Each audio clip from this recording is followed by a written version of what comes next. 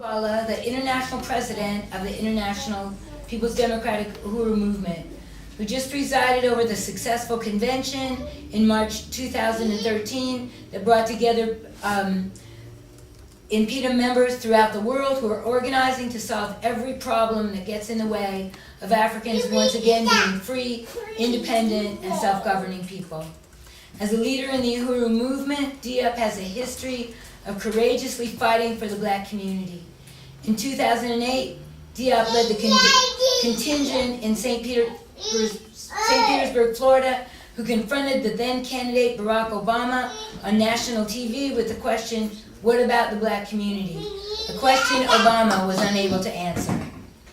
In 2010, I think that was the right date, Diop was arrested inside of City Hall in Philadelphia for holding up a sign to protest Philadelphia Mayor Michael Nutter's budget, allocating over $1 billion to police, courts, and prison. In 2012, Diop ran for mayor of Philadelphia as an independent candidate with a platform that called for economic development in the hands of the African community and an end to the police terror and murder of African people. He has led campaigns in New York, in London, in California, in many other U.S. cities throughout the continent of Africa, and we are really honored to welcome Diop Olugbala.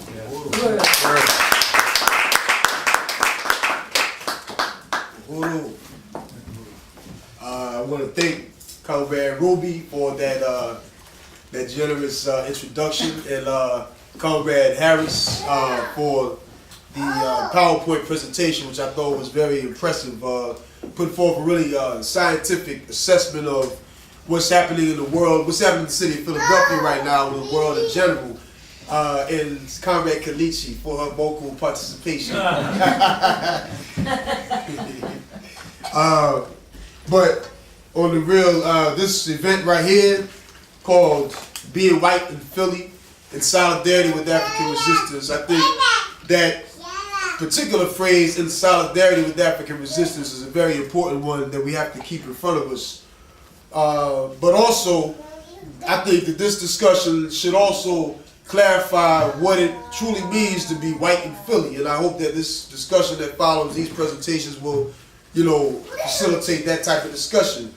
But one thing that we have to be clear on is that Philly, which is part of U.S. colonial society and part of a worldwide parasitic capitalist system, was not always Philly as such. In fact, the world that we're in today is a world that was constructed out of an attack that was made by Europe on Africa and the rest of the world. And it is an attack that resulted, as we know, in slavery and colonialism, and it's an attack that transformed the reality of African and other oppressed peoples around the world, as well as what are now known as white people. The fact is that prior to this attack, there was no such thing as a white person. And what I'm about to say, these articulations is based on the understandings put forth by our chairman, Omali Ishitella, the philosophy of African internationalism, which helps us understand the world as it really is in its history. And the fact is that before this attack on Africa in the so-called New World in Asia, Europe was poor and impoverished, and that's something that has to be really clear. In fact, there was no concept of white people prior to this attack that was made on Africa. Europe was at best land-based or landmass comprised of various different territories in which different tribes or familial groups, clans, etc. existed. You had the Celts and the Vikings and the other so-called tribes that existed in Europe. And Europe, prior to this attack on Africa, was an impoverished, destitute place. And you can even watch the National Geographic channel, as white nationalist as it is, and find that out. In fact, during what they refer to as the so-called Dark Ages, right? In the bubonic plague or the Black Plague that occurred during that period, where nearly more than one half of Europe's population literally died as a consequence of what was called the Black Plague or bubonic plague. That happened within a 3-year time frame. Was it 1347 and 1351. Nearly half of Europe's population died as a consequence of that particular epidemic. But the reason why the epidemic was so disastrous in Europe was because Europe, again, was a place where there was no, real understanding of science and hygiene and other things that the rest of the world, took for granted to be just regular reality.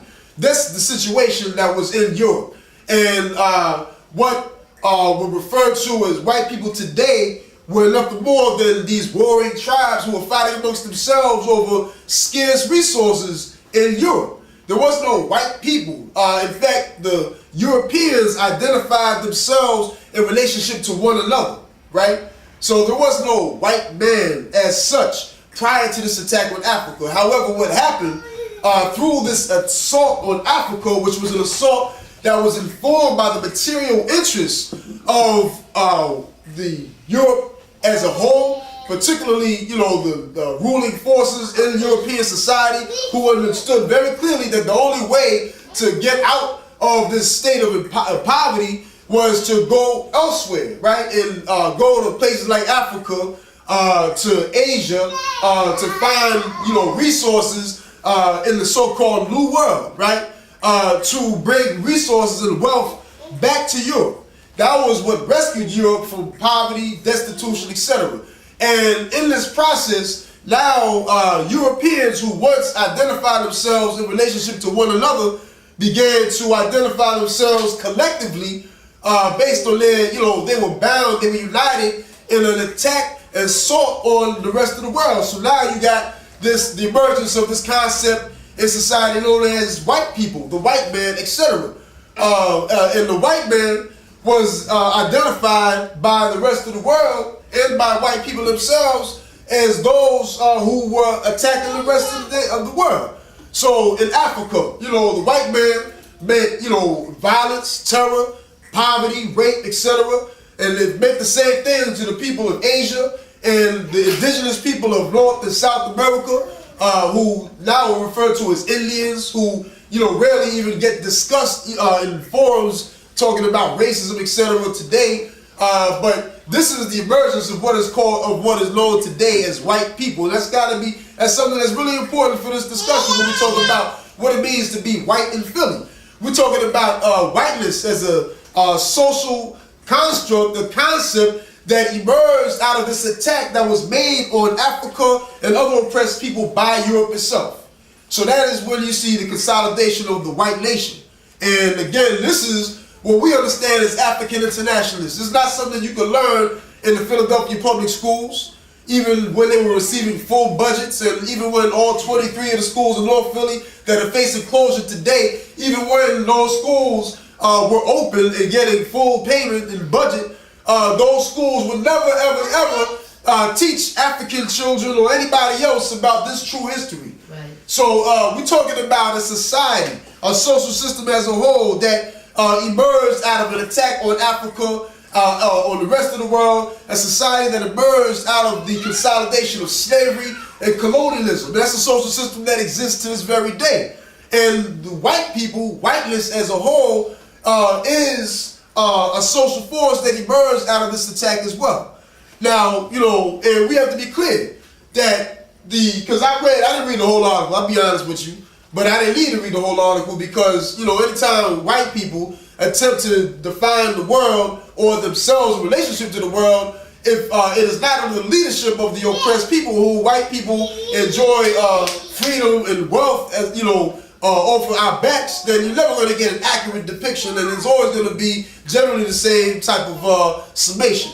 But this whole thing about being white in Philly, being white in the world today, is really a question of being alienated from the rest of the world's population. Right. It's a self-alienation. If people have a problem with white people, it's because white people all over the world have a legacy of colonialism, of colonial violence, terror, theft of resources, denial or stripping away of people's democratic rights and ability to be self-governing people. This is what has become known as whiteness. That's what it means to be white in Philly, to be associated with that. And again, it is a self-alienation that white people have made a conscious decision to impose on themselves. And it's a self-alienation that is defined by this parasitic relationship that the general white population, not just the white ruling class, not just the bourgeoisie, but the general white population, collectively participate in this assault and parasitism, this theft of resources and freedom from the rest of the world. So that's essentially what we're talking about when we say what it means to be white in Philly or anywhere else in the world today. And so that's something that's really important for us to talk about. But we also want to talk about the question of overturning that reality. Not for the benefit of white people as such, although we are interested as revolutionaries and as African internationalists, we are interested in creating a new society, a new world in which there is no basis for division, for borders in the world. But in order for that to happen, then we're going to have to overturn the existing contradictions that exist in human society, and that fundamental contradiction is the fact that there is a group of people in the world today who know freedom, self-determination, wealth, prosperity, etc. as a consequence of stealing those same things from everybody else. That is the fundamental contradiction, and that relationship that we can only define as a parasitic and a colonial relationship can only be overturned through the struggle to overturn colonialism. You can't talk about black and white or anybody else uniting with white people until you overturn the social system that made it possible for white people to emerge in society in the first place, right? We're talking about building a movement to overturn colonialism. And that's something very different from building a movement against racism, as it was discussed by Comrade Harris. When we say colonialism, we are correctly identifying a social system, a material relationship that not just white people, but this state apparatus, the government, this entire economy has with oppressed peoples. We're not talking about simply changing the minds or the ideas in the minds of white people, which is essentially what the fight against racism is all about. When you say we against racism, then all we're really talking about is trying to teach you how to like me, right? But really, when you look at, what is it going to require for me to, make you like me? It's going to require that, I do something to accommodate your feelings. And at the end of the day, especially in a situation where those who do not like the others have all the power and therefore can set the terms for what it means to be accepted and acceptable. So that's not going to change one thing for Africans and other oppressed peoples. And that's not to say that racism is not a real legitimate thing. There's such a thing as racism and white supremacy. It is. But the fact is that racism is nothing but the ideological underpinnings of colonialism and capitalism, parasitic capitalism. Racism is the ideological justification for the colonial relationship that white people and this U.S. and European imperialist governments have with oppressed peoples, including Africans. Like back in the days of slavery, which was a particular form of colonialism, they justified slavery through racist notions, right? They said, you hear even in the history books that, Africans are not human, right? Or Africans are not ambitious enough. Or Africans, have some type of predisposition to working hard, and we don't really have any desire to see benefit from our own labor, etc., etc. White Africans were put on the planet to serve white people. These were all the ideas that were emerged in society during slavery as a means of justifying what was a material relationship that the white people had with the Africans. Am I right? And so, for an African who was a slave to say that I'm going to be free at the point where the white people can learn how to like me won't do anything for an African who was enslaved. In fact, what we have seen through that logic is nothing but an evolution of colonialism. So at one point, it is determined that, slavery is inhumane.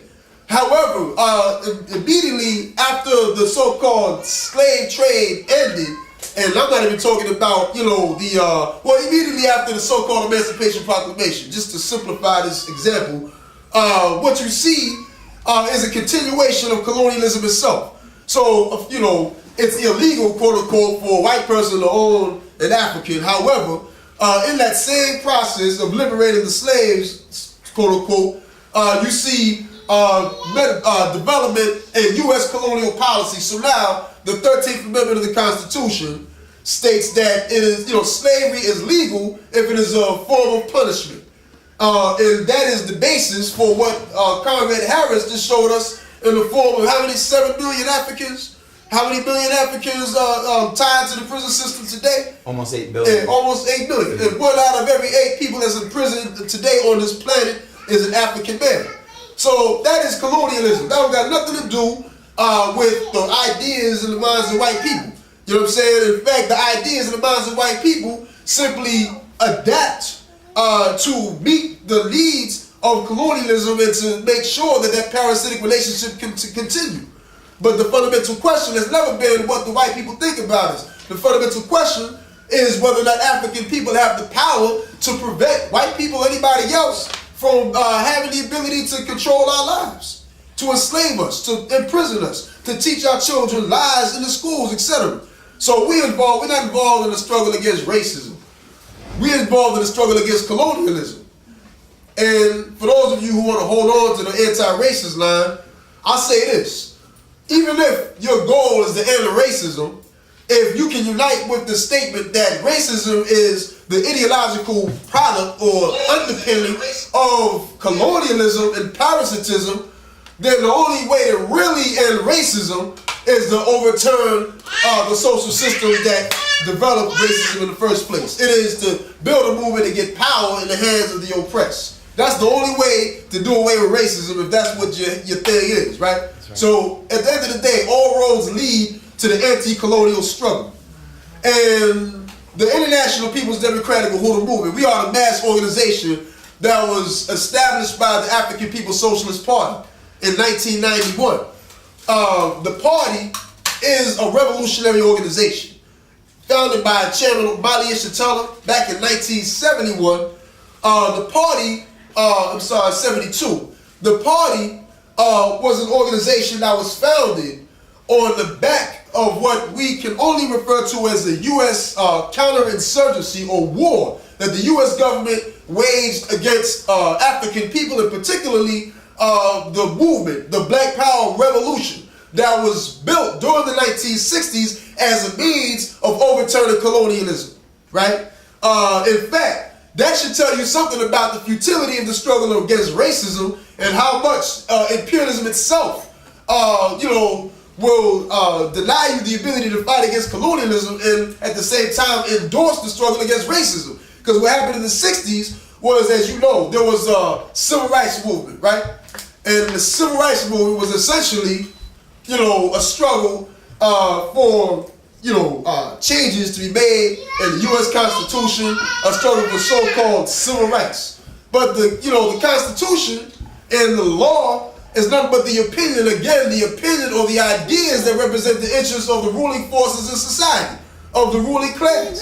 So, what is called a civil rights movement was essentially a movement that was built to reform the system of colonialism and to make sure that African people do not engage in a struggle for real political and economic independence. So, in fact, the civil rights movement developed as a movement that was led by an allied liberal sector of the African petty bourgeoisie or middle class, forces like King and SCLC, forces like that. They were aligned with the liberal sector of the white ruling class itself, of imperialism. They got together because they both had an interest in protecting the status quo, but at the same time reforming the system of colonialism so that a sector of the African middle class could have more access or further integration into the system of colonialism and capitalism.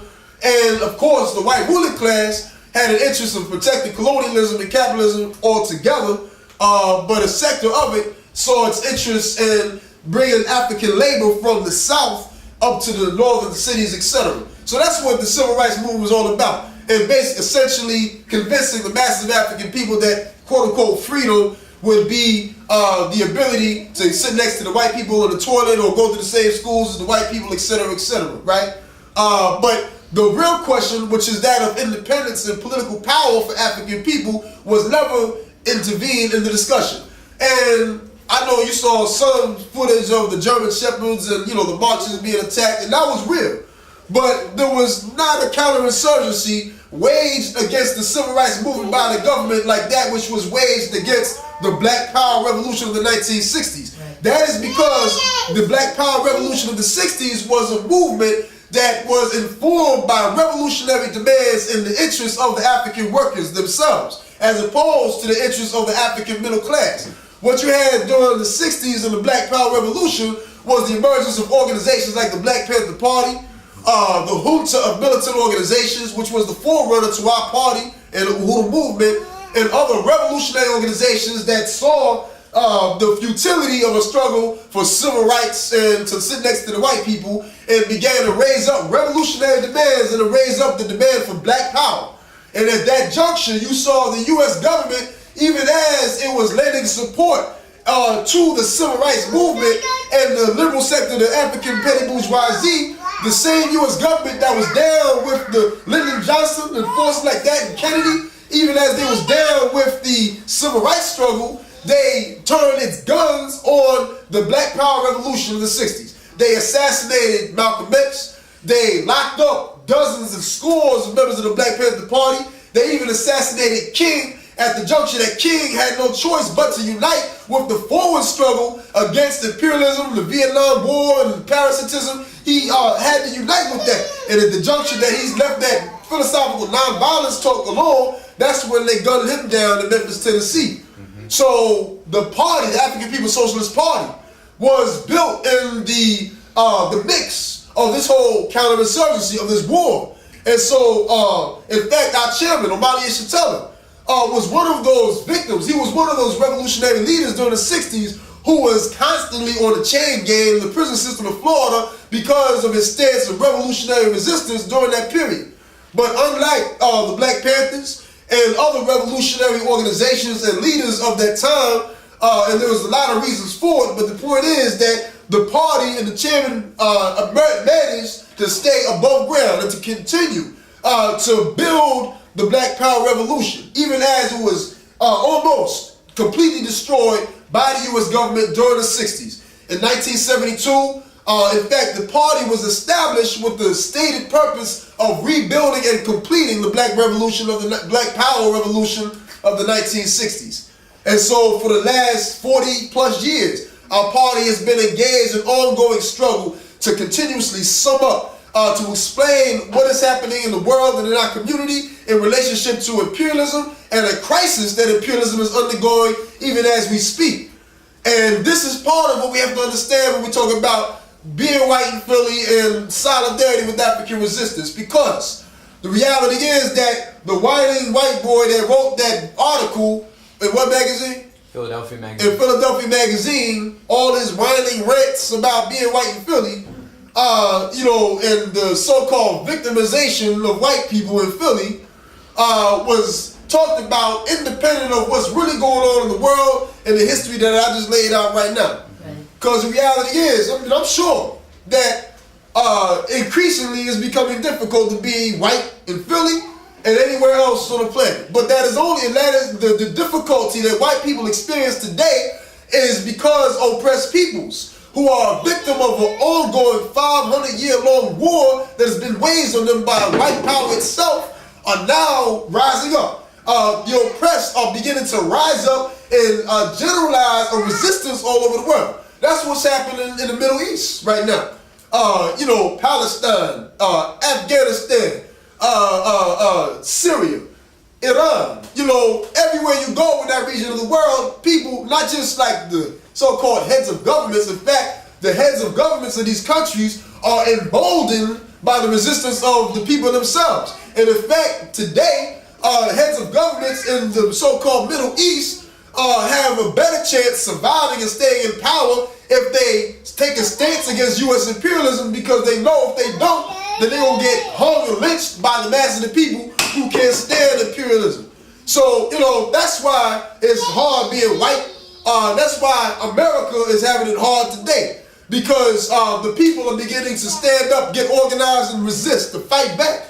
And the more and more the oppressed engage in such resistance, that in itself undermines the ability of the U.S. to just come in and steal the resources from the people, to come in and take over governments, because the people got something for you now, right? So that is the basis of the crisis of imperialism and white power and white people, including those who live in Philly, right?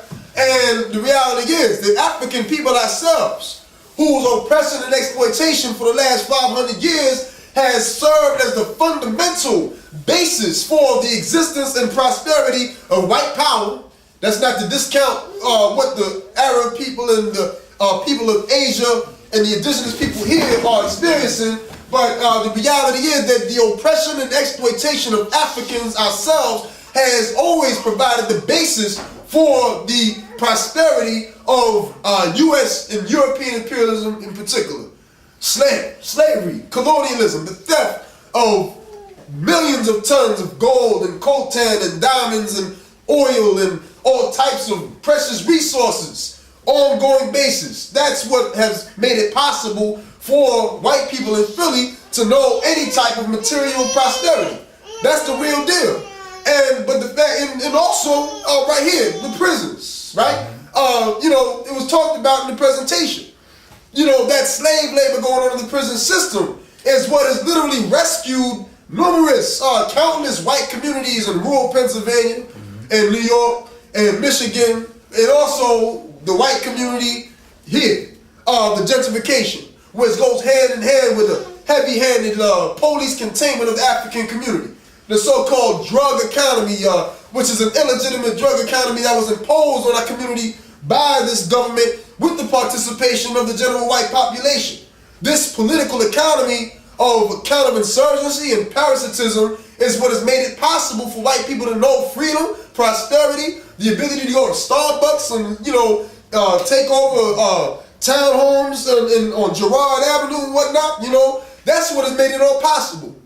And that prosperity that white people in Philly and other places experience is always on shaky ground, because the oppressed will never, ever, ever sleep as long as their resources and freedom are in the possession of somebody else, whether they're conscious of it or not. The fact is that African youth, who the media has referred to as flash mobs, were not conscious of the fact that that same, what is it called, an Apple store, the one that Steve Jobs owns, right? Or what's Walnut Street, where, you know, the so-called flash mobs were targeting spots like that. But, you know, those same young Africans weren't necessarily conscious of the fact that the only way that this computer can operate is through the usage of a mineral called coltan that can only be found in Congo, Central Africa. And the reason why the Apple Store makes so much damn money is because of imperialist proxy wars that are going on in Congo right now that only benefit white power and imperialist corporations like Apple. You know what I'm saying? Those young Africans are not conscious of that fact, but they know that when they go home to 22nd and Lehigh, or, you know, out West Philly, they see poverty, they experience all types of police repression.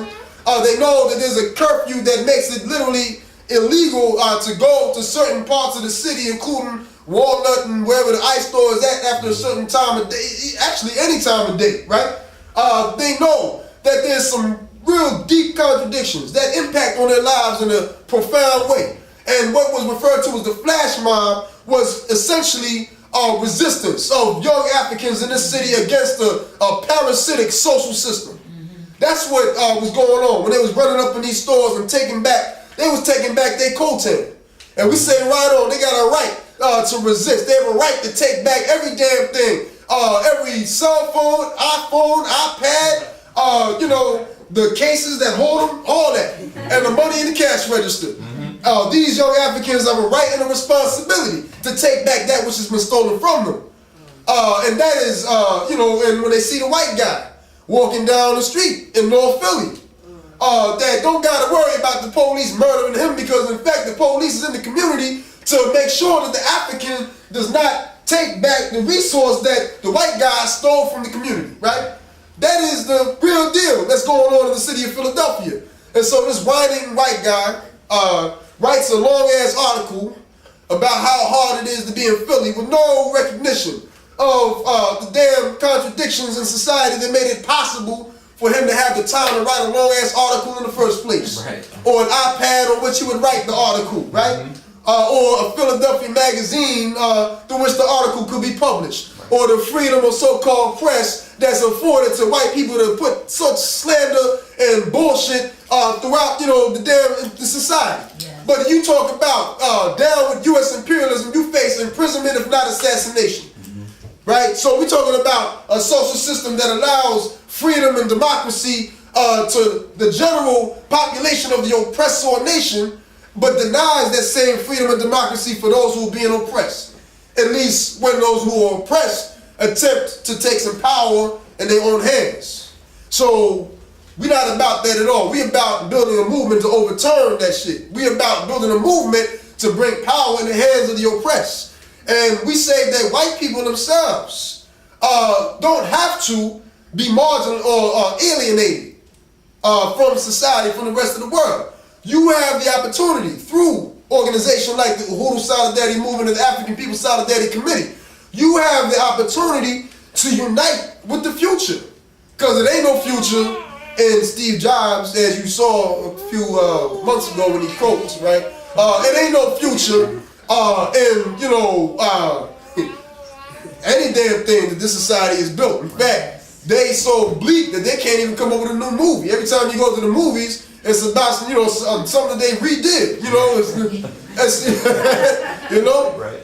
Or some macabre, morbid depiction of reality, vampires, zombies, etc., because the fact is that this social system, including media and Hollywood, does not have the ability to conceive of a future that is not without, death and destitution and all that, right?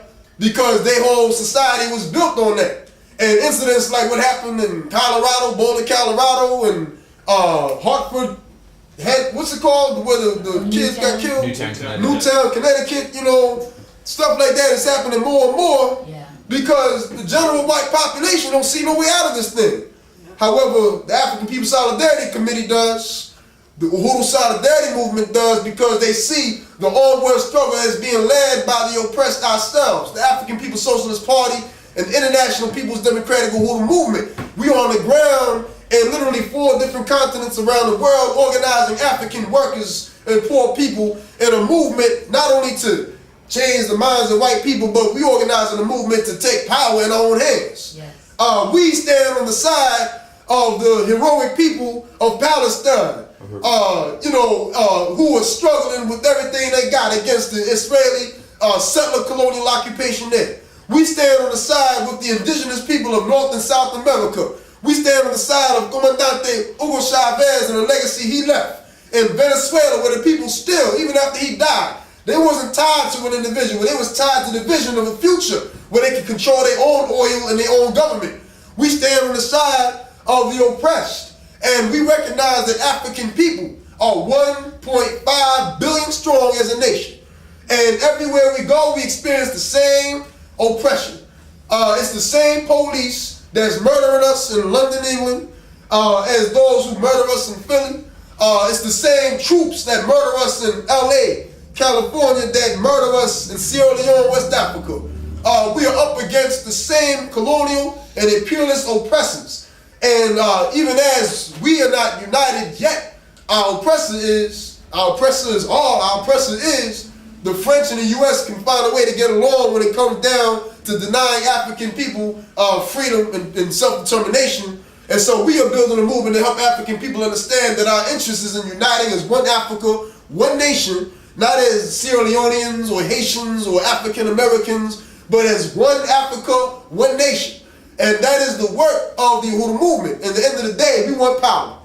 And that's not an abstract term for us. When we say power, we say it on a concrete level. We want power over armies, police, prisons, courts, We want state power. We want to have the ability, the actual organizational capacity to do to our oppressors what our oppressors have been doing to us for 500 years, which is to protect our interests, to protect and defend our own.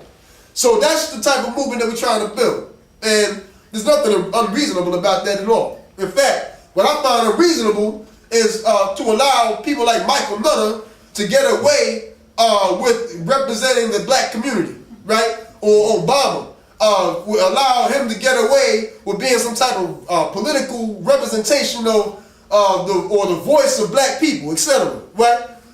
That's nonsense. We have to take control of our own movement and our own future, and that future is in building revolutionary organization to get power in our own hands. So again, I want to thank comrades of the African People's Solidarity Committee and the Uhuru Solidarity Movement for organizing this very important event. As NPDOM, as the International People's Democratic Uhuru Movement, of which I'm the international president, I want to call on African people in particular to join our organization. Not only those here in Philly, but all over the world. If you're listening or watching, you need to join NPDOM, join the African People's Socialist Party, and be a part of the organizational effort to free ourselves. Uhuru.